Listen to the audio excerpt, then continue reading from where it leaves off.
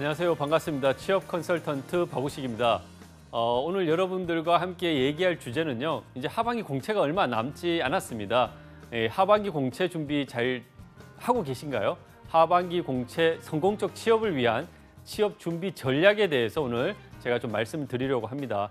하반기 공채 준비하시는 분들이 제 방송을 보시고 취업 준비에 많은 도움이 되었으면 하는 바람입니다. 먼저 제 소개를 간단하게 드리면요. 저는 기업에서 인사 업무를 약 9년 정도 했었고요. 7년 정도 지금 취업 교육, 취업 컨설팅, 커리어 컨설팅 관련 일을 하고 있습니다. 최근에는 취업 타파라는 바로 실전 적용 가능한 취업 지침서라는 책을 출간하기도 했고요. 지금도 현재 경기신문 등 다양한 신문에 취업 관련한 고정 칼럼들을 기고하고 있습니다. 제 소개는 이 정도로 마치고요. 자, 본격적으로 얘기를 시작하려고 합니다. 여러분들 지금 하반기 공채 준비 어떻게 하고 계신가요? 저는 여러분들한테 간성적 취업 준비가 아닌 전략적 취업 준비가 필요하다라는 말씀을 좀 드리고 싶습니다. 왜 제가 이런 말씀을 드리냐 하면은 취업 시장이 과거와 상당히 달라졌기 때문에 이런 말씀을 드리는 겁니다. 자, 어떻게 달라졌는가? 과거에 우리 취업 시장 같은 경우에는 변화가 그렇게 크지 않았어요. 안정적이고 예측 가능한 그런 취업 시장이었기 때문에 간성적 취업 준비를 하더라도 취업을 하는 데 있어서 큰 무리가 없었다라는 거죠. 하지만 최근에는 어떠냐? 경제 성장률도 계속 떨어지고 있고요. 산업의 변화가 빠르게 일어나고 있습니다. 정부의 정책도 많은 변화를 가져오고 있습니다. 그에 따라서 기업의 채용 프로세스도 변화가 일어나고 있습니다. 이러한 변화들에 성공적으로 대응하기 위해서는 전략적 취업 준비가 어느 때보다도 중요하다고 저는 생각을 합니다. 그러면 여러분들 전략의 개념이 뭡니까? 여러분 전략의 개념은 군사 용어로서 전략의 개념들이 많이 사실 활용되는 측면들이 있었어요. 우리가 군사 용어로서 이제 전략의 개념들을 많이 활용을 했었는데 전쟁에서 승리를 하기 위해서 구체적으로 우리가 어떤 방법을 통해서 전쟁에 승리할 것이냐 이런 단어로서 전략의 의미들이 많이 쓰였는데 이런 전략이라는 단어가 최근에는 다양한 의미로서 활용이 되고 있어요. 뭐 우리가 연애할 때도 연애 전략이 필요하고 판매할 때도 판매 전략이 필요하고 다양한 곳에 우리가 전략이라는 단어를 쓰는데 그 전략이라는 단어들을 어렵게 생각하기보다는 조금 간단하고 쉽게 제가 생각하면 좋겠다는 말씀을 드리고 싶은데 우리가 연애 전략이라 할 때도 내가 원하는 이성의 마음을 얻기 위해서는 그 이성에 대해서 잘 알아야 되잖아요. 그 이성을 잘 알고 이성이 어떤 것을 좋아하는지 잘 판단해서 전략적으로 접근했을 때 그 이성의 마음을 사로잡을 수 있듯이 우리가 취업 전략에 있어서도 우리가 결국 가려고 하는 그 기업이 어떤 사람을 원하는지 그 기업은 어떤 곳인지 이런 부분들에 대해서 우리가 잘 파악을 해야만이 그에 맞는 준비를 할 수 있기 때문에 취업 전략이 굉장히 중요하다는 것이죠. 그래서 제가 여러분한테 이런 취업 전략을 잘 수립하기 위해서는 특히 먼저 여러분들이 고려하셔야 될 것은 기업의 어떤 채용 프로세스나 기업의 어떤 채용 인원 이런 부분들을 결정하는 부분들은 당연히 기업 채용에 영향을 미치는 외부 환경들이겠죠. 그래서 현재 기업 채용에 있어서 영향을 미치는 외부 환경들이 뭐가 있는지 이걸 우선 살펴봐야 되고요. 그다음에 여러분들이 내 자신에 대한 분석이 필요합니다. 내가 어느 정도 취업에 대한 준비가 돼 있고 내가 하고자 하는 직무에 대한 목표, 가고자 하는 기업의 목표는 분명한지 이걸 먼저 생각을 해봐야 되겠죠. 그런 다음에 그 기업, 그 직무에 입사하기 위해서 그러면 어떤 준비가 필요한지, 내가 부족한 건 뭔지 그 갭을 메꿔 나가는 것이 바로 취업 준비 전략, 취업 준비 방법이 된다는 것입니다. 그렇기 때문에 지금 여러분들이 보시는 그림처럼 기업 채용에 있어서 영향을 미치는 외부 환경들을 먼저 이해하고 내 자신이 얼마나 취업에 있어서 준비가 됐느냐, 그 다음에 내가 가고자 하는 기업, 직무에 있어서 요구되는 역량들이 뭐고 내가 현재 부족한 것이 뭔지 이것을 정확하게 인식하는 바탕 위에서 여러분들이 취업 전략이 성공적으로 만들어질 수 있다는 것들을 꼭 기억하셨으면 좋겠습니다. 자, 그 다음에 그러면 여러분들이 이런 취업 전략을 성공적으로 수립하기 위해서는 저는 5단계의 과정들이 필요하다고 생각합니다. 여러분 지금 이 모니터를 보시면 아시겠지만 첫 번째는 뭐가 필요해요? 잠깐 말씀드렸죠? 이런 신입사원 채용 시장에 영향을 미치고 있는 외부 환경들이 뭐가 있냐? 어떻게 바뀌고 있냐? 이런 부분들을 먼저 이해하는 것이 필요합니다. 정확하게 이해를 해야만이 그에 따른 우리가 전략들을 수립할 수 있기 때문이죠. 그다음에 두 번째는 뭐냐? 채용 환경이 변함에 따라서 기업 채용 트렌드는 어떻게 바뀌어 나가고 있고 채용 시장은 지금 어떤지에 대한, 취업 시장은 어떤지에 대한 부분들을 정확하게 이해를 해야만이 내가 아무리 잘 준비가 돼도 기업에서 채용을 하지 않으면은 그거는 무용지물이 된다는 거죠. 내가 아무리 잘 준비가 돼 있어도 기업에서 안 뽑는데 어떻게 방법이 없지 않습니까? 그렇기 때문에 채용 트렌드나 취업 시장에 대한 정확한 전망과 이해가 필요하다는 거 말씀을 드리고요. 그다음에 세 번째는 그럼 내가 가고자 하는 기업의 채용 인원, 그다음에 직무 목표, 그 기업은 어떤 회사인지, 그 기업에 대한 분석, 이런 기업 채용 프로세스와 기업에 대한 이해가 전반적으로 필요하다.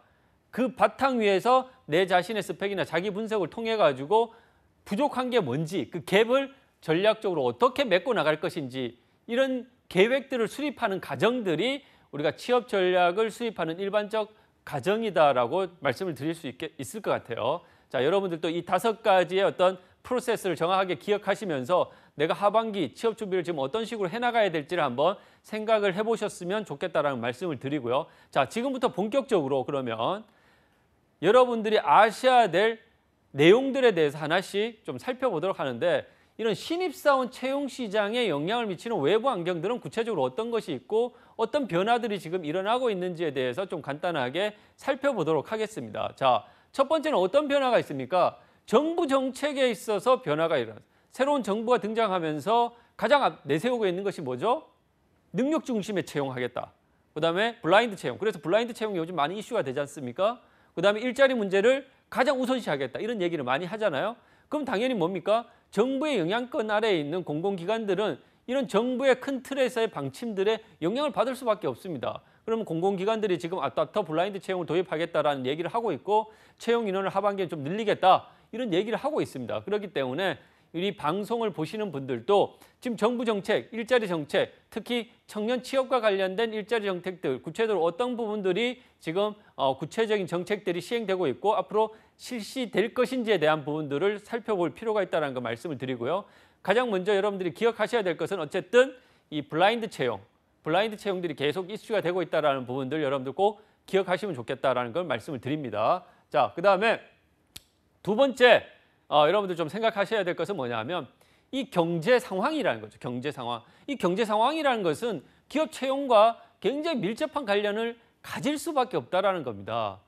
그렇기 때문에 우리나라 같은 무역 의존도가 높은 나라일수록 경제가 외부 환경들에 굉장히 영향을 많이 받을 수밖에 없는 그런 경제 구조를 갖고 있죠. 그렇기 때문에 우리나라는 미국이나 중국의 경제, 이런 경제 성장률 이런 부분들에 있어서 영향을 받고 있다고 볼 수 있는데, 실질적으로 미국과 우리나라는 무역 의존도가 20%, 중국은 우리나라와 25%나 될 정도로 굉장히 밀접한 경제적 의존 관계를 갖고 있습니다. 최근에 미국 같은 경우에는 새로운 정부가 들어서면서 보호무역주의를 강화하고 있잖아요. 그것이 우리나라 경제 기업들에게 또 영향을 주고 있단 말이에요. 중국 같은 경우에는 여러분들도 많이 들으셨겠지만 사드와 관련된 갈등들이 갈수록 심화되고 있는 상황입니다. 그래서 우리 기업들이 중국 내에서 굉장히 고전을 면치 못하고 있는 상황이죠. 그러니까 이런 경제 전반의 상황들, 구조적 저성장 국면에 돌입했다라는 부분들과 우리 기업들의 글로벌 경쟁력이 갈수록 약화되고 있다. 그리고 중국과 미국 등 우리가 많은 경제적 의존 관계를 갖고 있는 나라들이 보호무역주의로 돌아서면서 우리 기업들이 상당히 어려움을 겪고 있다. 이런 부분들은 전반적으로 기업 채용에 있어서도 상당히 안 좋은 영향들을 가져올 것이다라고 우리가 충분히 예상해 볼 수 있을 것 같아요. 이런 부분들 여러분들 꼭 생각을 해보셔야 되고, 특히나 미국과 중국에 상당히 이제 좀 의존도가 높은 그런 기업들, 상당히 많이 수출을 하고 있는 그런 기업들 같은 경우에는 채용에 있어가지고도 좀 영향을 받을 수 있을 가능성이 크다라고 우리가 좀 생각해 볼 수 있을 것 같다는 거 말씀을 좀 드리고 싶습니다. 자, 그 다음에 우리가 좀 생각해 봐야 될 것은 뭡니까? 당연히 인구 구조에 대한 변화들이죠. 이런 인구 구조 변화들이 특히나 기업 채용에 있어서 영향을 주고 있다라는 부분들도 생각해 봐야 되는데, 어떤 측면에서 생각해 볼 수 있냐면 당연히 인력 공급 측면에서 우리가 당연히 생각해 볼 수 있는데, 현재는 어떻습니까? 전체적으로 우리나라는 지금 1인 가구가 증가하고 저출산이 확대되고 있고 이 노인 인구가 증가하고 있는 것이 인구 구조의 큰 특징인데, 지금 인력 공급 측면, 현재 채용 시장에서 여기에 한정해서 좀 살펴보면 사실 이 올해부터 본격적으로 취업 시장에 뛰어드는 그런 취업 준비생들이 상당히 사실 가장 많은 비중을 차지하고 있는 시기가 사실 2017년부터예요. 왜 2017년부터 하냐 하면 2010년부터 14년 요 사이에 대학을 진학했었던 학생들 비율이 상대적으로 굉장히 높습니다. 이 학생들이 대학을 졸업하고 본격적으로 취업 시장에 뛰어드는 시기가 사실 2017년부터 향후 2, 3년간 계속 이어질 것이라는 거죠. 그래서 향후 2, 3년 동안은 인력 공급 측면에서도 상당히 많은 학생들이 취업 시장에 뛰어들 것이다라고 좀 예상해 볼 수 있을 것 같고요. 자, 그 다음에는 이제 우리가 제4차 산업혁명과 관련된 부분들을 빼놓을 수는 없겠죠. 이 제4차 산업혁명과 관련된 부분들은 앞으로 향후 5년, 10년 후에 우리나라 경제 구조라든가 산업, 여러 가지 기업에 있어서의 어떤 이 순위, 이런 부분들에 있어 가지고도 상당히 많은 변화를 갖고 올 것이라고 예상이 됩니다. 그래서 이런 제4차 산업혁명을 성공적으로 주도하는 나라들이 경제 질서들을 이끌어 나갈 가능성들이 굉장히 많이 있고요. 4차 산업혁명에 효과적으로 대응하는 기업들이 지속 성장할 가능성이 상당히 높아지고 있는 것이죠. 그렇기 때문에 많은 국가나 기업들이 이 제4차 산업혁명에 낙오되지 않기 위해, 뒤떨어지지 않기 위해서 지금 많은 관심과 노력을 하고 있는 상황이다라는 말씀을 좀 드리고 싶고요. 이런 제4차 산업혁명의 개념은 좀 간단하게 얘기하면 이렇게 좀 말씀을 드릴 수 있을 것 같아요.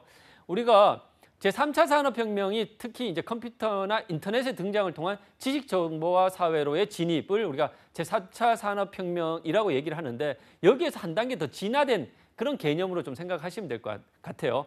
여기에서 인공지능 기술이라든가 사물 인터넷, 빅데이터, 이런 기술들이 같이 융복합을 통해 가지고 보다 새로운 또 가치들을 또 만들어내고 있고, 이런 기술들이 또 기존의 제조업과 융복합을 통해 가지고 새로운 또 가치를 만들어내고 있는 그런 상황이라고 볼 수 있거든요.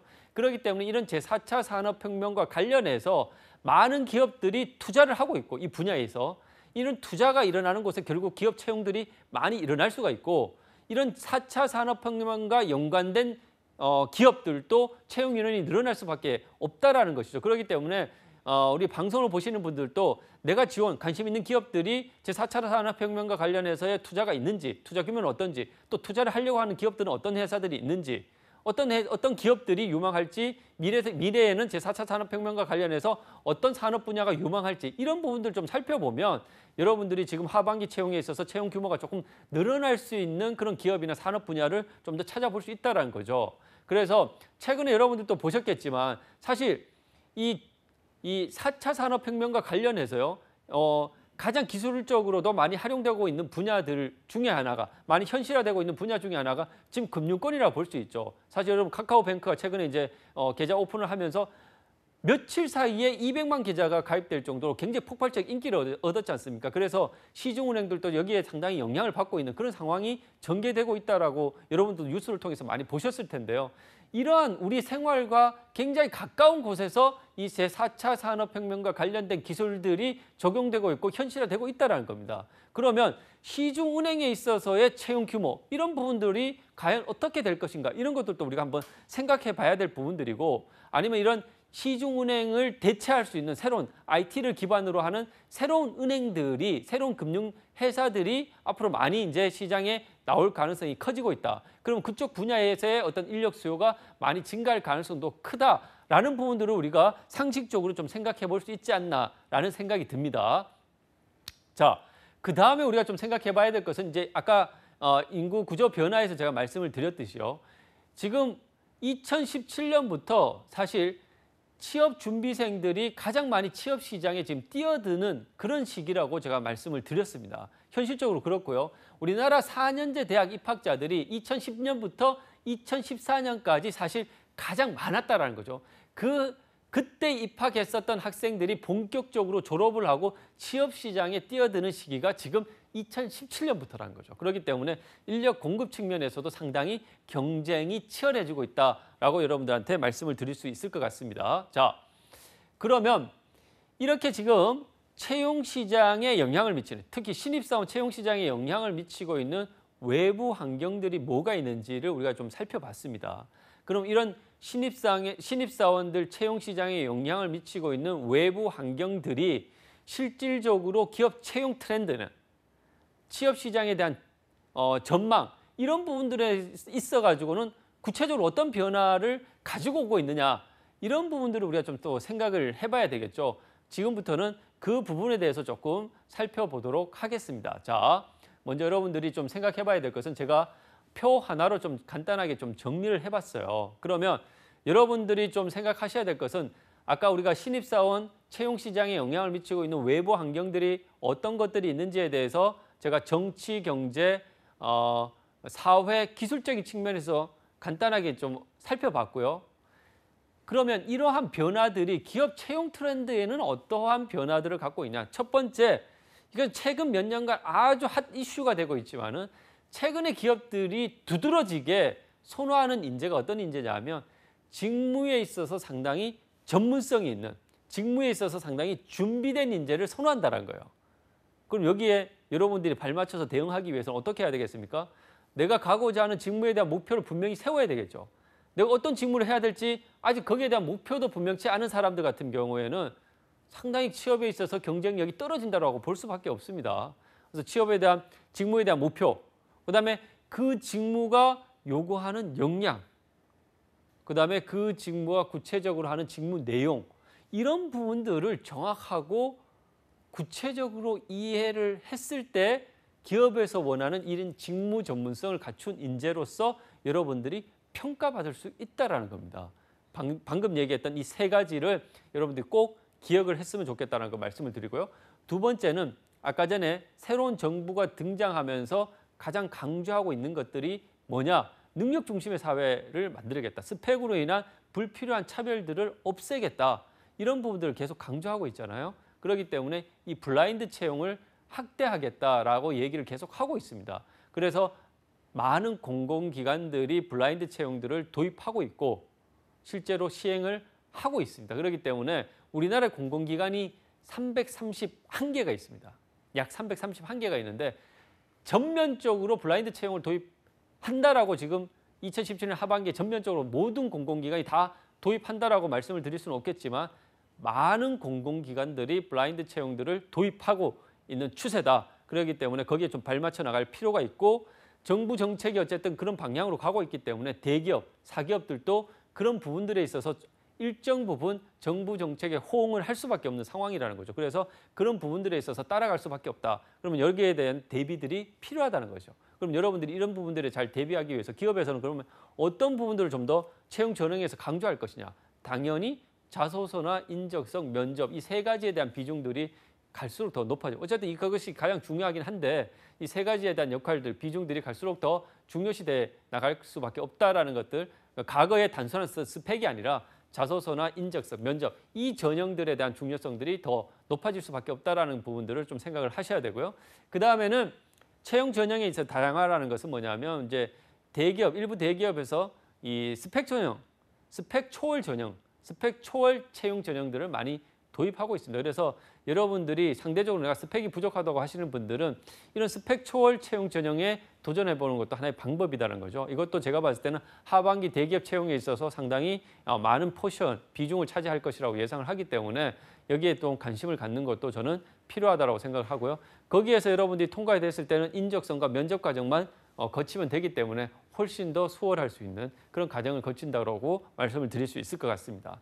자, 그 다음에는 자기소개서나 면접에 대한 비중들이 갈수록 이제 강하죠. 그래서 하반기, 최근에 이제 작년 하반기부터 두드러진 특성이 뭐냐 하면은 자기소개서 항목들이 갈수록 좀 어려워지고 있습니다. 난해해지고 있어요. 그래서 많은 학생들이 이 항목이 도대체 뭘 요구하고 원하는지를 그걸조차도 제대로 이해하지 못하는, 이해하기가 어렵다고 얘기하는 그런 학생들이 상당히 많은 것이 현실인데요. 그렇기 때문에 여러분들이 그 부분들에 있어서 효과적으로 대응하기 위해서는 자기소개서 작성에 대한 준비들을 미리미리 좀 할 필요가 있습니다. 닥쳐서 하려다 보면 사실 거기에 대한 준비들을 제대로 효과적으로 하지 못하고 시간에 급급해서 제출하는 그런 상황들이 상당히 많이 일어날 수밖에 없거든요. 그래서 여러분들이 이 방송 보시면 내가 하반기 지원할 기업들 리스트업 한 다음에 그 기업의 자소서 항목들을 뽑아가지고 미리미리 써보고 내가 쓴 자소서 내용에 대해서 뭐 학교 취업센터의 취업 컨설턴트나 이런 부분들의 도움을 받아가지고 피드백도 받아보고 이런 노력들을 지금 미리미리 좀 해놓은 것이 좀 필요하다라는 말씀을 좀 드리고 싶어요. 자, 그래서 채용 트렌드의 큰 특징적 변화를 전 세 가지 정도로 좀 말씀드릴 수 있을 것 같아요. 자, 우리나라 신입사원 채용은, 신입사원 공채는 특히 상반기와 하반기 공채 중심의 채용들이 지금까지의 큰 흐름이었습니다. 특히 상반기 채용은 3월 달에 공차 시작되죠. 하반기는 언제부터입니까? 9월 초부터 시작됩니다. 이제 얼마 안 남았어요. 한 달 정도 남았죠. 9월 초부터 이제 시작되는 이런 공채 중심의 특정 시기에 공채로 진행되는 이런 채용 전형이 일반적이었는데 앞으로는 갈수록 수시나 상시 채용들로 많이 바뀌어 나갈 것이라는 거죠. 최근에 SK하이닉스나 LG 디스플레이 같은 회사들도 지금 수시 채용하고 있단 말이에요. 그래서 9월 달부터 공채니까 그때부터 준비하면 되겠지라고 생각하시는 분들은 자칫 놓칠 수가 있어요. 내가 가고자 하는 기업들이 지금 수시 채용을 하고 있을 수도 있단 말이죠. 그렇기 때문에 미리미리 여러분들이 내가 가고자 하는 기업들의 채용 상황들을 체크할 필요가 있고 9월 달, 3월 달 이런 이제 공채 시즌이 아니라 비시즌에도 언제든지 수시나 상시 채용들이 이루어질 수 있다는 것을 염두에 두고 여러분들이 채용 공고를 확인하는 그런 작업들을 꾸준히 해나갈 필요가 있다는 것들을 말씀을 드리고 싶습니다. 그 다음에 이제 두 번째는 블라인드 채용들이 이제 확산되고 있고 여기에 대한 이제 대비들이 필요한데 당연히 여러분들이 평소에 꾸준한 이제 연습들이 필요하다는 거 말씀을 드리고요. 그래서 저는 취업을 준비하는 하반기 공채를 준비하시는 분들이라면 취업 스터디를 구성해서 혼자 준비하기 상당히 좀 어려운 측면들이 있어요. 그러니까 취업 스터디를 구성해서 정보를 교환하면서 꾸준하게 같이 대비를 해나가는 것도 하나의 좋은 방법이다라고 생각을 하고요. 그다음에 이런 이 채용 방식에서 스펙 초월 채용들이 이제 증가하고 그다음에 공공기관들 같은 경우에서는 그 공공기관이 이전한 지역, 그 지역 인재들을 할당해서 채용하는 이런 지역 인재 할당에 대한 비율이 좀 높아질 가능성도 있기 때문에 혹시 지방에 이제 학교를 나오신 분들은 그런 공공기관에 대한 채용들도 꾸준히 모니터링하는 것이 저는 필요하다라고 말씀을 드리고 싶습니다. 그 다음에 이제 좀 마지막으로는 이 실무형 인재, 아까도 얘기했듯이 직무에서 요구하는 역량들을 잘 갖춘 인재를 기업에서 선호하고 있어요. 그래서 저는 이것을 어떻게 좀 표현하고 싶냐면 여러분들이 정말 어떤 기업에 합격하고 싶다라고 생각하신다면 그 기업에 내가 가고자 하는 직무에 신입사원 1, 2년 차 정도 되시는 사원분들이 실질적으로 하루를 어떻게 보내는지 어떤 업무를 하면서 하루를 보내는지가 머릿속에 완전히 그려질 수 있을 정도의 수준이 된다고 하면 여러분들이 그 기업에 떨어질 이유가 저는 전혀 없다고 생각합니다. 그렇기 때문에 여러분들이 그 수준에 이르기 위해서는 어떻게 해야 되겠어요? 어떻게 홈페이지에 나와 있는 직무 소개 내용만 봐서는 절대 그 수준에 이를 수가 없습니다. 내가 관심 있는 기업 직접 찾아도 가보고 전화도 걸어보고 현직자도 만나도 보고 얘기를 들어보고 이런 노력들을 지금 꾸준히 해놓는 것이 저는 여러분들이 그 직무에 있어서 실무형 인재, 그 직무에 있어서 전문성을 갖춘 인재로서 거듭날 수 있는 데 있어서 굉장히 중요한 포인트가 될 수 있다라고 좀 말씀을 드리고 싶습니다. 자, 그러면 2017년도 올해 채용 시장, 취업 시장에 대한 전반적인 전망들을 좀 살펴보도록 하겠습니다. 자, 첫 번째 같은 경우는 채용 규모 같은 경우에는 사실 이 채용 규모가 기업들 입장에서 채용 여력들이 사실 크진 않아요. 하지만 새롭게 이제 그 출범한 정부에서 워낙 일자리를 강조하고 최근에도 대기업 총수들을 청와대에 불러가지고 일자리 문제들을 굉장히 강조를 많이 하셨잖아요.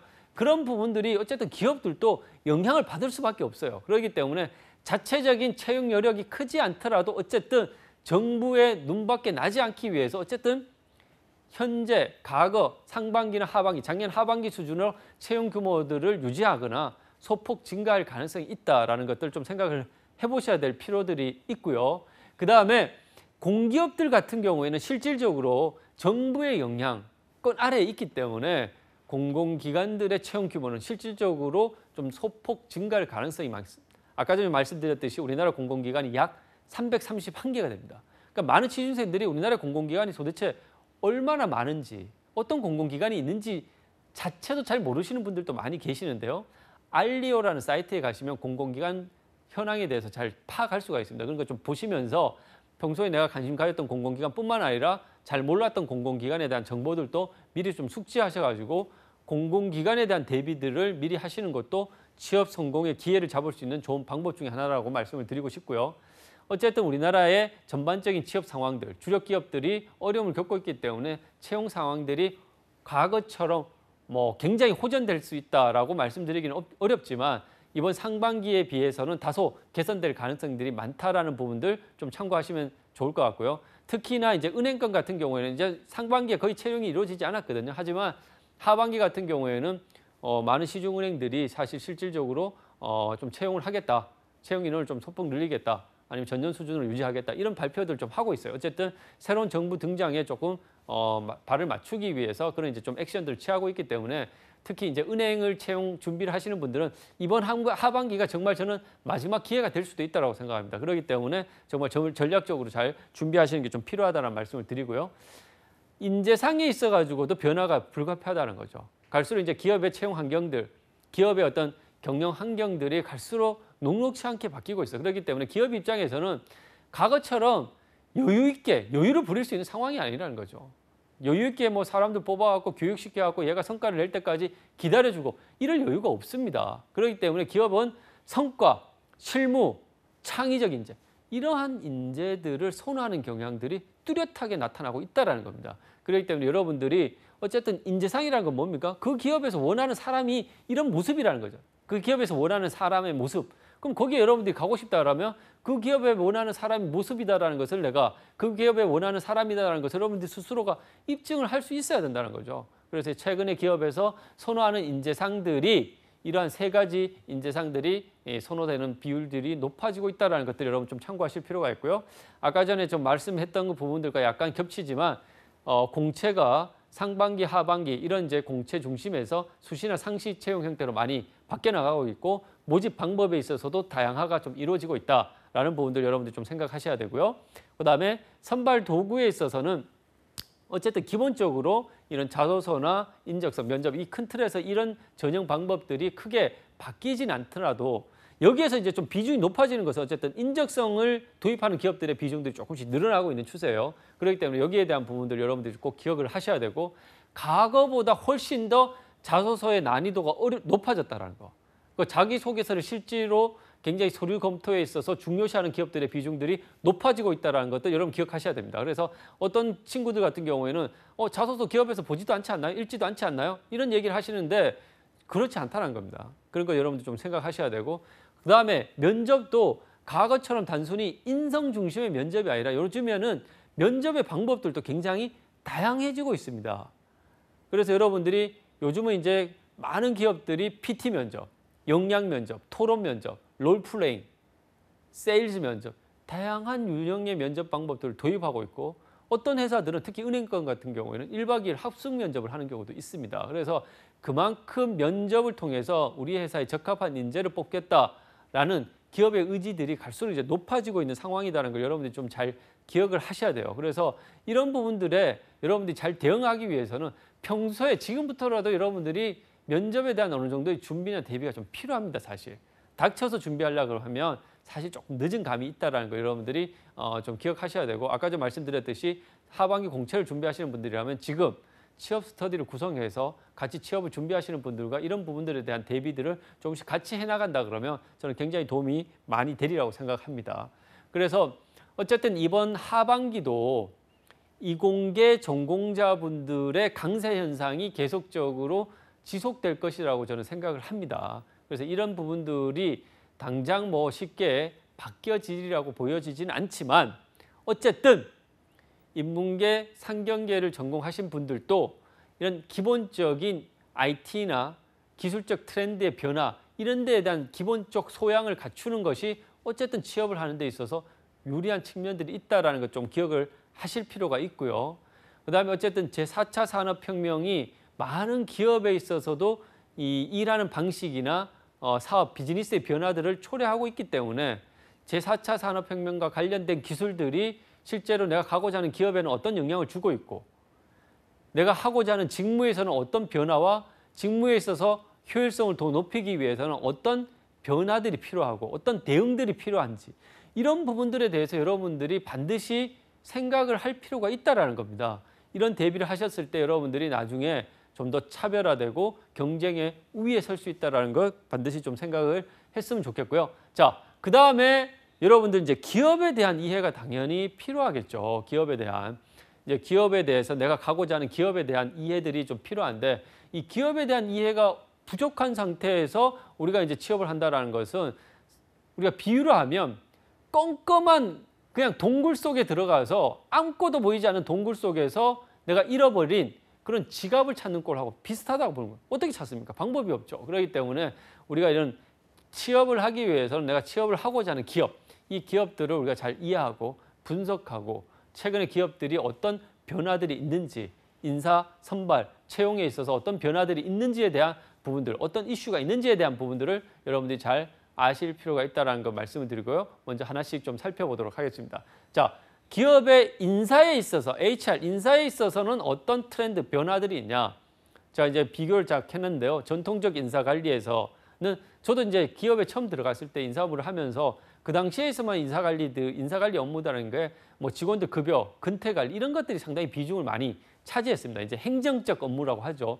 이런 인사에 있어서의 행정적, 단순한 업무들은 사실 이제 아웃소싱이나 외주 이런 부분들의 비중들은 갈수록 이제 좀 중요도가 낮아지고 있는 것이 사실이고요. 최근에 있어서의 기업의 인사 트렌드에 있어서 가장 핵심적인 변화는 뭐냐 하면 기업 전략과의 연계성들을 많이 강조한다는 거죠. 기업 전략을 뒷받침할 수 있는 인사 전략.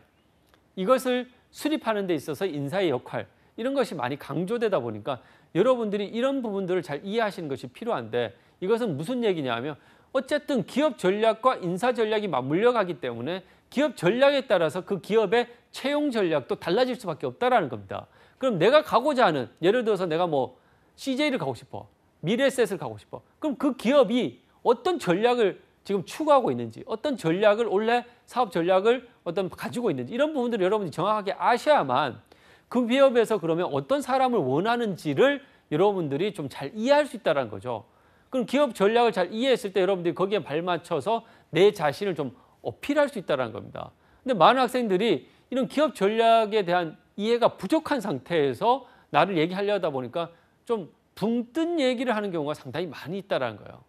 그래서 여러분들이 조금 더 그 기업이 원하는 답변을 하기 위해서, 그러면 그 기업이 어떤 전략을 지금 추구하고 있고 그런 전략을 뒷받침하기 위해서 어떤 인재를 지금 필요로 하고 있는지 그런 부분들에 대해서 여러분 잘 아실 필요가 있다는 거 말씀을 드리고요.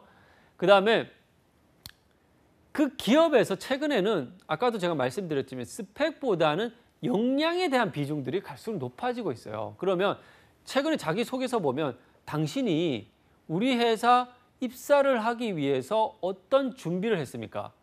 직무와 관련해서 역량을 갖추기 위해서 어떤 노력을 했습니까? 이런 거 자소서 항목에서도 많이 물어보고 면접에서 질문도 많이 합니다. 이런 질문들을 제대로 여러분들이 답변하기 위해서는 어떻게 해야 되겠어요? 당연히 그 직무에서 요구되는 역량들이 뭔지에 대한 것들을 정확하게 이해를 해야만이 그 질문에 대한 답변들을 제대로 할 수 있다는 겁니다. 이 역량이라는 개념은 좀 쉽게 단순하게 얘기를 하면요. 그 직무를 잘 수행하기 위해서 그 직무에서 성과가 높은 사람들이 일관되게 보여주는 행동 특성들을 우리가 일반적으로 역량이라고 표현합니다. 역량. 무슨 말인지 아시겠어요? 그러면 이 역량, 그 직무에서 성과를 잘 내기 위해서 필요한 것들이 뭐가 있냐 그러면 그것을 좀 구분해보면 지식적인 측면, 기술적, 인성, 태도적인 측면에서 그 직무에서 성과가 잘 나기 위해서, 잘 내기 위해서 필요한 부분들이 있더라는 거죠. 그래서 회사 입장에서는 각 직무별로 요구되는 역량들을 모델링해서 그 직무 역량을 잘 갖춘 인재를 선발 과정에서 뽑으려고 하는 것입니다. 이게 다 쉽게 얘기하면 역량 중심의 채용이 사실 큰 개념으로서 보면 이런 골자라고 여러분들이 이해를 하시면 될 것 같아요. 자, 그럼 이 역량에 대한 것들을 조금 설명을 제가 방금 잠깐 했는데 이 역량이라는 것은 아까도 제가 말씀드렸잖아요. 해당 직무에서 성과를 잘 내기 위해서는 과연 뭐가 필요하냐? 내가 인사 업무를 하고 있어요. 인사 업무를 하는 데 있어서 의욕과 열정만 있다고 해서 인사 업무를 잘 할 수 있는 건 아니잖아요. 그 인사 업무를 수행하는 데 있어서 필요한 지식도 있을 거 아니에요. 그다음에 인사 업무를 잘 수행하기 위해서 필요한 기술도 있을 거 아니에요. 그죠? 그다음에 그 인사 업무를 잘 수행하기 위해서는 어떤 성향, 인성이나 태도를 갖춘 사람이 그 직무를 또 잘 수행할 거냐. 이런 것들이 다 있겠죠. 예를 들어서 인사 업무를 잘 수행하기 위해서는 기본적으로 우리나라 인사는 기본적으로 노동법에 대한 부분들의 이해가 바탕이 돼야 됩니다. 그러니까 예를 들어서 노동법에 대한 이해가 있다. 노동법에 대한 지식이 있다. 이러면은 어때요? 그 인사 업무를 수행하는 데 있어서 지식적 측면에서 하나의 내 강점이 될 수 있는 거죠. 그다음에 기술, 스킬적인 부분에서 뭐가 필요합니까? 인사 업무는 어떻게? IT를 활용하고 OA 능력, 그다음에 커뮤니케이션 스킬 이런 부분들이 중요시 되잖아요. 그러면 그런 역량들을 내가 잘 갖추고 있다. 이런 것들을 여러분들이 어필을 해나가야 돼. 자소서나 면접 과정에서. 그러면 당연히 내가 가고자 하는 직무에서 어떠한 지식과 기술, 인성과 태도가 요구되는지를 여러분들이 정확하게 이해를 하고 그 바탕 위에서 내가 여러분들이 자기소개서를 작성하거나 면접에서 여러분들이 나의 강점들을 어필해 나가는 것이 필요하다는 겁니다. 제가 아까 전 말씀드렸듯이 자기소개서 최근에 보면 자기소개서 항목 중에 어떤 항목들이 많이 나오고 있냐. 당신이 우리 회사 입사를 위해서 어떤 준비와 노력을 했습니까? 직무와 관련해서 어떤 경험을 갖추고 있습니까? 직무와 관련해서 어떤 준비를 했습니까? 직무와 관련해서 당신은 어떤 강점이 있습니까? 이런 것들을 많이 물어봅니다. 그러니까 이건 뭐냐? 해당 직무에서 요구하는 역량을 당신은 얼마나 잘 갖추고 있냐? 지식과 기술, 인성적 측면에서 그걸 구체적으로 말해달라는 얘기입니다. 그러면 당연히 그 직무에 대한 역량들을 정확하게 여러분들이 이해를 하고 여러분들이 답변을 하거나 자기소개서를 작성하는 것이 필요하다라는 것들을 좀 말씀을 드리고 싶어요.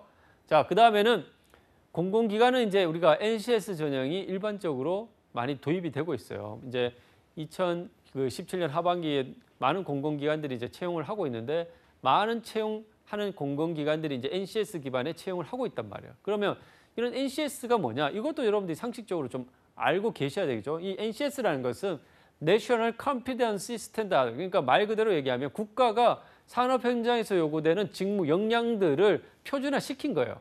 그래서 이런 것들을 왜 했냐?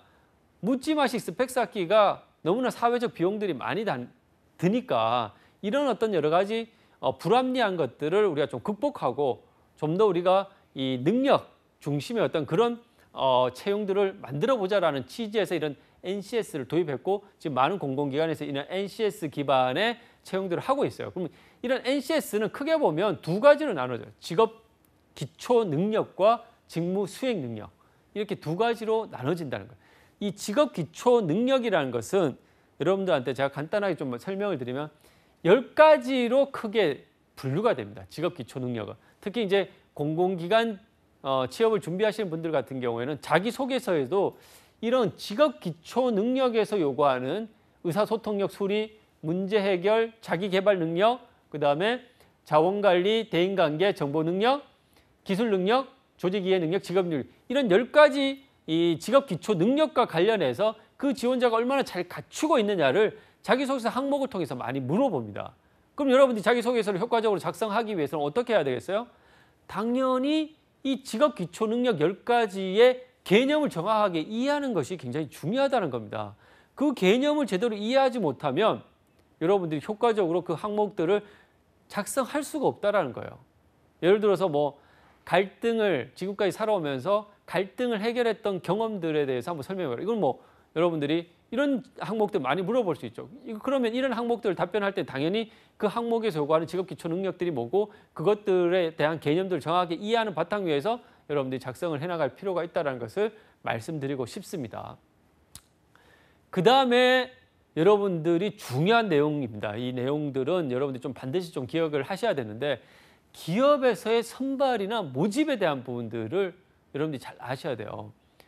여러분들이 우리가 대학 들어갈 때는 수능 성적에서 갈 수 있는 대학들이 결정됐지만 기업 취업은 내가 얼마나 발품을 잘 팔고 정보를 얻기 위한 노력들을 정말 적극적으로 잘 하느냐에 따라서 정말 어떤 기업을 가느냐 이런 것들이 결정되는 부분들도 상당히 크다라는 거예요. 그러면 기업들이 채용들을 어떻게 하는지, 어떻게 사람을 모집하고 선발은 어떻게 이루어지는지를 여러분들이 좀 알 필요가 있다라는 좀 말씀을 좀 드리고 싶고요. 자, 기업은 일반적으로 채용을 할 때, 모집을 할 때요. 가장 많이 활용하는 게 뭐냐면 인터넷 채용 공고죠. 인터넷 채용 공고. 그럼 여러분들이 어떻게 해야 되냐? 인터넷 채용 공고를 여러분들이 잘 확인해야 되는데 기업에서 가장 일단 많이 활용하는 취업 사이트를 여러분들이 좀 챙겨서 봐야 돼요. 어떤 사이트가 있어요, 여러분들? 일단 저는 잡코리아, 사람, 이게 지금 취업 사이트 중에서 민간 취업 사이트 중에서는 가장 많이 활용되고 있거든요. 물론 이제 정부에서 운영하는 워크넷이라는 사이트도 있고 여러분들 이것도 이제 같이 활용하는 것이 필요한데 민간에서 운영하는 사이트에서는 잡코리아나 사람 이 두 가지는 같이 여러분들이 좀 병행해서 채용 공고들 좀 체크할 필요가 있고요. 그다음에 많은 학생들이 학교 취업 사이트를 소홀히 생각하는 경우가 있는데 학교 취업 사이트도 좀 병행해서 같이 보셔야 돼요. 그래야 이제 여러분들이 빠지지 않고 여러분들이 채용 공고들이 어떤 회사에서 지금 이루어지고 있는지를 여러분들이 정확하게 좀 살펴볼 수 있다는 걸 좀 말씀을 드리고요. 그다음에 산업이나 직무 단위로 특화되어 있는 취업 사이트들이 있습니다. 예를 들면 공기업 같은 경우에는 알리오. 여러분 네이버에서 알리오로 딱 치시면 이 공공기관 채용 사이트인 알리오라는 곳을 접속하실 수가 있는데 공공기관 채용 공고들이 계속 업데이트가 되고 있습니다. 그래서 공공기관에 관심이 있으신 분들은 이런 알리오라는 취업 사이트를 채용 사이트를 통해 가지고 채용 정보를 수시로 체크를 하셔야 된다는 거 말씀을 드리고요. 그다음에 외국계 기업 같은 경우는 이제 피플앤잡. 그다음에 일본계 기업 같은 경우는 제이브레인. 그다음에 여기 이제 산업별로 특화된 취업 사이트를 제가 간단하게 이제 언급해 놨는데 상당히 다양한 사이트들이 있어요. 이런 것들을 여러분들이 꼼꼼하게 보셔야 됩니다. 그래야 원하는 기업, 정말 내가 잘 몰랐지만 괜찮은 기업 놓치지 않고 여러분들이 지원할 수 있다는 거예요. 그다음에 제가 좀 하나 말씀드리고 싶은 것은 네이버에 가면 인사쟁이라는 카페가 있어요. 이 카페는 인사 담당자들이 많이 가입한 카페인데 여기에서도 채용 공고가 올라옵니다. 그러니까 기업에서 뭐 HR에 관심 있는 기업 HR에 관심 있는 분들은 이 인사쟁이 카페에 또 참고해 보셔도 되고 거기는 뭐 신입사원 채용 공고 중에서도 뭐 HR만 뭐 올라오는 것은 아니고 다른 직무의 신입사원 채용 공고도 올라오니까 꼭 한번 좀 같이 살펴보는 것도 저는 괜찮다라고 말씀을 드리고요. 그 다음에 링크드인이라는 사이트가 있어요. 이거 이제 비즈니스 SNS 사이트인데 여러분들이 나중에 이제 이것을 제가 왜 소개하냐면 나중에 이제 경력직, 여러분들 어차피 경력직으로 한 회사에서 뭐 평생 다니게 이런 시대가 아니기 때문에 나중에 언제든지 이직을 할 수가 있단 말이에요. 그러니까 여러분 링크드인을 잘 활용하면 여러분들이 충분히 좋은 기회를 또 얻을 수 있습니다. 최근에 제가 아시는 분들도 링크드인을 통해서 자기 프로필 관리를 굉장히 열심히 하셨던 분이 있는데 이분이 지금 글로벌 바이오 회사에서 오더를 받았어요. 오퍼를 받았어요. 그래서 이 면접을 5차례나 진행하고 결국은 지금 한국에 진출하는 글로벌 바이오 기업의 한국 지사장으로 이제 취업을 했습니다. 그리고 그것은 무슨 얘기냐면 정말 자기를 얼마나 잘 프로필을 잘 관리하고 자기 경력 관리를 잘 어필하느냐에 따라서 좋은 기회들이 얼마나 열려 있다라는 겁니다. 그래서 이런 것도 참고하시고요. 그 다음에 인터넷 채용 공고뿐만 아니라 뭘 합니까? 캠퍼스 리크루팅, 채용 박람회, 그 다음에 사내 추천 채용, 인턴 채용, 헤드헌팅 채용 대회 이러한 여러 가지 방법들을 통해서 기업은 모집을 한다라는 거예요. 그래서 여러분들이 이런 기업의 모집 방법들의 유형들을 좀 살펴볼 필요가 있고 어쨌든 하반기에 캠퍼스 리크루팅을 많은 기업들이 할 텐데 그냥 캠퍼스 리크루팅에 가서 단순하게 그 기업의 인사 담당자들이 나오는 얘기들을 멍하니 듣는 거 저는 그거 큰 의미가 없다고 생각해요. 왜? 다 공식적인 얘기밖에 할 수가 없기 때문에. 그래서 여러분들한테 제가 드리고 싶은 얘기는 그 채용 설명회나 캠퍼스 리크루팅에 오는 그 회사 현직자들, 거기 이제 뭐 서포트하기 위해서 행사를 진행하기 위해서 현직자들이 같이 나오는 경우가 많이 있거든요. 그 현직자들과 여러분들이 좀 네트워크를 구축할 수 있도록 노력하는 것이 저는 굉장히 필요하다고 생각합니다.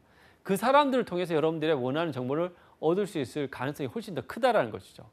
이런 부분들 여러분 좀 참고하실 필요가 있다는 거 말씀을 드리고요. 그 다음에 사내 추천 채용 같은 경우에는 외국계 기업, 그 다음에 벤처 이런 기업들은 사내 추천 기업, 추천 채용, 사내 직원의 추천을 통해서 채용하는 경우가 많기 때문에 여러분들이 평소에 선배들이나 먼저 입사했었던 친구들이 있으면 정보를 교류하기 위한 노력들을 꾸준히 해놓는 것이 취업하는 데도 상당히 필요하다는 말씀을 드리고요. 그 다음에 선발은 어쨌든 서류 전형, 인적성, 면접 크게 보면 이틀로 이제 유지가 되는데 기업에서 접수하는 방법들은 크게 4가지가 있어요. 어떻게? 온라인, 이메일, 우편, 방문 접수가 있죠. 근데 온라인 접수 같은 경우에는 회사에서 정해진 틀이 있기 때문에 자기가 추가적으로 뭘 어필하기가 굉장히 제한돼 있어요. 하지만 이메일이나 우편, 방문 접수 같은 경우에는 자기가 추가적으로 뭘 어필할 수 있죠. 그러니까 이런 회사들 같은 경우에는 내가 좀 스펙이 객관적으로 부족하다고 하시는 분들은 이런 어떤 서류 접수를 하는 회사들의 포트폴리오나 회사에 대한 기획서나 이런 것들을 내가 추가적으로 회사 입사에 대한 의지를 보여줄 수 있는 자료들을 같이 첨부함으로써 여러분들이 좀 더 눈에 띄게끔 하는 방법들을 여러분들이 모색해 보는 것도 하나의 방법이라는 걸 말씀을 드리고요. 그 다음에 이 우량 기업을 찾는 방법도 또 굉장히 필요하죠. 우량 기업을 찾는 방법 중에 하나가 뭐냐면 이 산업에 있어서 밸류 체인들을 여러분들 잘 생각해 보면 그 안에서 우량 기업을 찾을 수 있다. 예를 들어서 화장품 산업의 밸류 체인을 생각해 보면 화장품 회사, 우리가 여러분들이 생각해 보면 화장품을 완성품 화장품을 제조하는 회사만 좀 생각하는 경우가 많아요. 뭐 아모레퍼시픽이나 LG생활 이런 회사들만 좀 생각하는데 그 회사들이 자체적으로 다 제조하고 하는 게 아니란 말이에요. 그걸 OEM이나 ODM을 맡긴단 말이에요. 그러면 그 OEM이나 ODM 하는 회사들은 사실 일반 소비자들 입장에서 많이 알려져 있지 않지만 굉장히 우량한 회사들이 많이 있단 말이에요. 대표적인 게 뭐 코스맥스나 한국 콜마 같은 회사들. 그러니까 이런 식으로 여러분들 밸류 체인을 살펴보다 보면 여러분들이 잘 알지 못했지만 굉장히 괜찮은 회사를 찾을 수 있다는 거고요. 그다음에 한국거래소에서 매번 발표하는 이런 라이징 스타 기업들. 여러분들이 기업이 얼마나 괜찮은지 판단하기 어려우면 이런 부분들도 좀 참고해 보셔야 되고, 그다음에 워크넷에 가면 청년 친화 강소 기업들을 좀 소개하고 있어요. 이런 기업들도 좀 참고해 보시면 좋은 기업을 좀 여러분들이 잘 찾을 수 있다라고 좀 말씀을 드리고 싶고요. 뭐 채용 공고를 볼 때 여러분들이 공채뿐만 아니라 수시 채용하는 기업들도 세부적으로 들어가서 좀 살펴보는 것이 도움이 된다는 거 기억을 하실 필요가 있습니다. 그다음에 기업 정보를 얻기 위해서는 단순하게 그 기업과 관련된 네이버 이런 검색뿐만 아니라 홈페이지, 금융감독원, 전자공시스템, 다트, 산업과 관련된 산업 분석 자료, 산업협회에서 관련된 자료 이런 것들을 여러분들이 종합적으로 같이 다 살펴볼 필요가 있다는 거 말씀을 드리고요.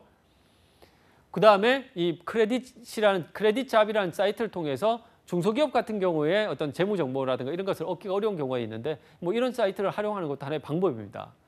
그다음에 내 자신의 스펙과 내가 어떤 위치에 있는지에 대한 부분들을 우리가 좀 생각을 해볼 필요가 있는데 좀 더 객관적으로 나를 바라볼 필요가 있다는 거죠. 우리가 일반적으로 스펙이라고 하면 고정된 것과 가변된 바꿀 수 있는 것을 크게 나눠볼 수 있는데 이 스펙에서 사실 가장 중요한 비중을 차지했던 것이 사실 학교나 학점, 전공 이런 부분들이었어요. 사실 과거에.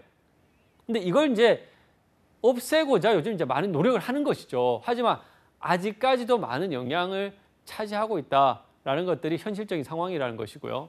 하지만 여러분들이 지금 노력에 의해서 바꿀 수 있는 부분들에 대한 이런 고민들도 우리가 좀 해볼 수 있는데 대표적인 것이 자기소개서, 인적성, 면접 이것을 지금 내가 어떻게 노력하느냐에 따라서 달라질 수 있는 것이고 관련해서 내가 경험들도 지금 어떻게 노력하느냐에 따라서 달라질 수 있다는 겁니다.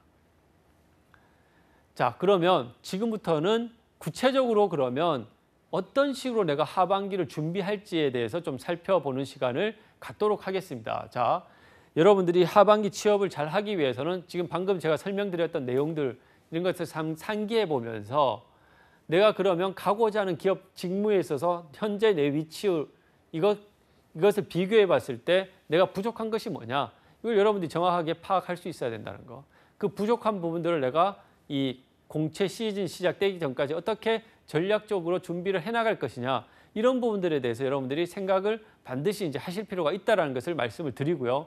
자, 세부적으로 저는 이런 말씀을 드리고 싶어요. 첫 번째는 무슨 말씀이냐 하면 여러분들이 직무 목표는 조금 삼지만까지 좀 여유를 갖고 좀 준비를 하실 필요가 있다라는 말씀을 드리고 싶은데 왜 이런 말씀을 드리냐 하면 여러분들이 가고자 하는 기업, 직무가 내가 이번 하반기에 채용을 안 하면 어떡해요? 안 할 수도 있잖아요. 예를 들어서 2015년 하반기에 6대 시중은행이 약 1,600명 정도 채용을 했다고 합니다. 작년 하반기에 몇 명 채용했나? 한 1,000명으로 줄었어요. 그러니까 이렇듯 기업의 채용 규모가 고정되고 안정적이지 않다는 거예요. 최근은. 항상 변화가 있다는 거죠. 내가 가고자 하는 직무, 가고자 하는 기업들이 이번 하반기에 채용을 안 할 수도 있는 상황들을 극단적 상황들을 여러분들이 염두에 둬서 그러면 2지망은 어디로 할 것인지 3지망은 어디로 할 것인지 이런 것들을 여러분들이 좀 여유를 가지고 준비를 했을 때 좀 더 전략적으로 여러분 하반기를 좀 대비해 나갈 수 있다라고 저는 생각합니다. 그 다음에 이런 기업의 유형들을 어쨌든 미리 자꾸 한계를 설정하지 않았으면 좋겠어요. 저는 많은 학생들이 저는 NCS에 대한 대비가 부족해서 공공기관 아예 고려하고 있지 않습니다라는 얘기를 하는 경우도 많이 봤는데 자꾸 그런 식으로 한계를 두다 보면 지원할 수 있는 기업들이 몇 개 안 됩니다. 저는 뭐 영어를 못하기 때문에 외국계 기업은 지원을 못해요. 자꾸 이런 식으로 내 스스로의 한계를 설정하면 지원할 수 있는 기업들이 몇 개 되지가 않아요. 외국계 기업이라고 해서 모든 직무가 다 영어를 잘해야 되는 건 아닙니다. 미리 여러분 스스로의 한계를 짓지 말고 일단 모든 가능성을 열어두고 여러분들이 취업을 좀 준비를 해야 된다는 거 말씀을 드리고요. 그다음에 이 항상 채용 공고를 볼 때에는 그 기업의 우대 조건, 그다음에 자격 조건 이런 부분들이 어떻게 되는지를 꼼꼼하게 좀 살펴볼 필요가 있어요. 왜냐하면 우대 조건이라는 것은 무슨 말이냐면 실질적으로 그 기업에서는 이런 조건을 갖춘 사람을 뽑겠다라는 겁니다. 그렇기 때문에 그 우대 조건이 뭔지를 정확하게 이해를 하고 그 우대 조건을 내가 잘 갖췄다라는 것을 여러분들이 자기소개서에 전략적으로 어필해 나가는 것이 필요한 거예요. 엉뚱한 얘기를 써서는 합격 가능성이 떨어질 수밖에 없다라는 겁니다. 그렇기 때문에 여러분들이 우대 조건과 내가 너무나 동떨어져 있어. 우대 조건에 내가 너무나 뭐 갖춘 게 없어 라고 생각하시면 오히려 그 기업은 지원을 안 하는 것도 하나의 방법입니다. 그 우대 조건의 의미 자체가 그 기업은 그런 조건을 갖춘 사람을 뽑겠다라는 의지가 그 안에 담겨 있는 것이다 라는 것을 여러분들이 좀 이해하실 필요가 있다라는 것을 말씀을 드리고요. 그 다음에 여학생분들, 요즘 뭐 사실 여학생, 특히 인문계 여학생들은 취업이 어렵다는 얘기를 너무나 많이 합니다. 현실적으로 사실 어렵기도 하고요. 여러분들이 근데 좀 생각해야 될 것은 뭐냐 하면 산업이나 직무의 특성에 따라서 선호되는 성별도 현실적으로 있다라는 사실을 우리가 좀 생각해 볼 필요가 있다라는 겁니다. 그래서 여학생들 같은 경우에는 상대적으로 여학생들이 선호되는 그런 산업 분야에 전략적으로 관심을 갖는 것이 좀 필요하다는 거죠. 대표적으로 저도 이제 예전에 화장품 회사를 잠깐 다녔지만 제가 다녔던 화장품 회사의 여직원 비율이 거의 60%가 넘었습니다. 여러분들이 가장 선망하는 기업 중에 하나인 아모레퍼시픽 같은 경우에도 여직원 비율이 66%나 돼요. 그건 무슨 얘기냐면 여성이기 때문에 차별받지 않는다는 거예요. 오히려 여성이기 때문에 우대받을 수 있는 산업 분야가 화장품 산업이라는 거죠. 그래서 제가 방금 여기 언급했던 이런 산업 분야들 같은 경우에는 오히려 여성이 우대되는 산업 분야다라는 것을 저는 좀 말씀을 드리고 이런 산업에 있어서의 특성이나 직무에 있어서 특성에 따라 가지고 선호되는 성별들, 기업에서 공개적으로 밝히지 못하는 그 비공개 채용 조건들도 존재한다라는 것들을 우리가 좀 생각할 필요가 있고요. 실질적으로 제가 전에 재직했었던 모 반도체 회사에서는 해외 영업 직원들을 뽑는 데 있어 가지고 단지 우리가 해외 영업이라고 하면 영어만 잘하면 갈 수 있는 그런 분야, 직무로 좀 생각하는 경우가 많은데 그렇게 생각을 해서는 안 됩니다.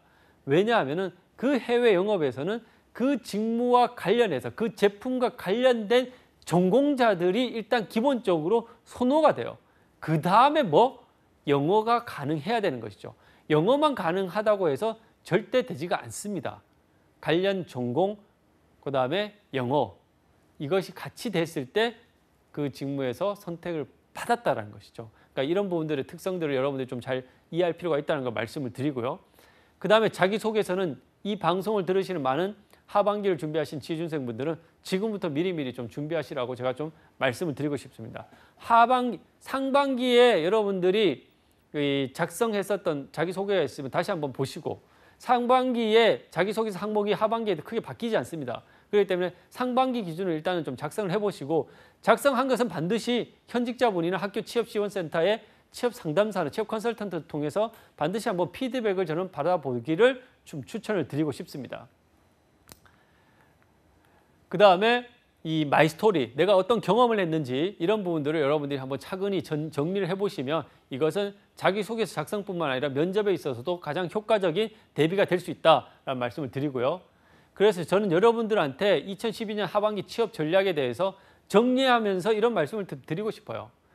이번 하반기가 여러분한테 어쩌면 마지막 기회일 수 있습니다. 취업을 준비하시는 분들한테는. 제가 봤을 때 상당히 좋은 기회예요.